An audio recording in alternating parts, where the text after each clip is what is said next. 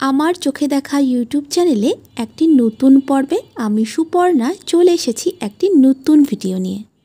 2023 সালের শ্রাবণ মাস পড়েছে মলমাস।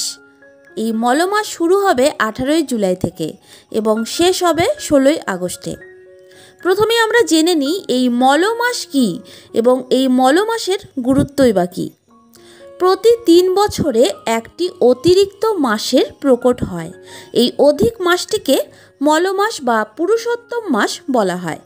চন্দ্র পঞ্জিকা অনুসারে এক বছরে থাকে 12 মাস, যার মোট দিন সংখ্যা 355 দিন।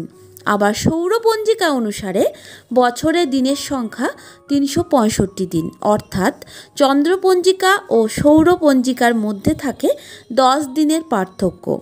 হিন্দু ধর্মের সকল সনাতন ধর্মীয় অনুষ্ঠান হয়। এই কারণে সৌর ও চন্দ্র বৎসরের মেলবন্ধনের জন্য 3 বছর অন্তর যে 30 দিন অধিক পাওয়া যায় তাই হলো পুরুষোত্তম মাস বা অধিক মাস কিংবা মলমাস। এছাড়াও সূর্য প্রতি মাসে রাশি পরিবর্তন করে। সূর্য যখন একটি রাশি থেকে অন্য রাশিতে প্রবেশ করে তখন তাকে সংক্রান্তি বলে। এই হিসেবে যে মাসে সংক্রান্তি নেই সেই দিনটিকে মলমাস বলে। এবার আমরা জেনে নিই মলমাসের গুরুত্ব। পুরাণ অনুসারে অধিমাসে 2টি অমাবস্যা থাকায় কোনো শুভ কাজ হয় না। তবে কি এই মাস চরম অশুভ? অধিমাস বা অধিক মাস এই দুঃখ নিয়ে শ্রী বিষ্ণুর কাছে গেলেন। শ্রী বিষ্ণু অধিমাসের দুঃখ দেখে বললেন, আমার অপর নাম পুরুষোত্তম। আজ থেকে অধিমাস ও জগৎ সংসারে পুরুষোত্তম মাস নামে পরিচিত হবে। এই মাস সকল মাসের শ্রেষ্ঠ হবে।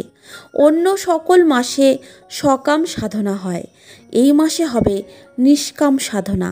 ফলে যে ব্যক্তি এই মাসে নিষ্কাম সাধনা নিয়ে ঈশ্বরের পূজা করবে তার কর্মফল মুক্ত হবে, ঈশ্বর লাভ করবে। তাই এই মাসে কোনো অসৎ কর্ম না করে ঈশ্বরের সেবায় নিযুক্ত থাকলে পরম করুণাময়ের কৃপা মেলে। তাহলে বন্ধুরা, আপনারা জেনে গেলেন মলমাস কী এবং মলমাসের গুরুত্ব কী। ভিডিওটি ভালো লাগলে অবশ্যই লাইক, শেয়ার, কমেন্ট করে আমার পাশে থাকবেন। ধন্যবাদ।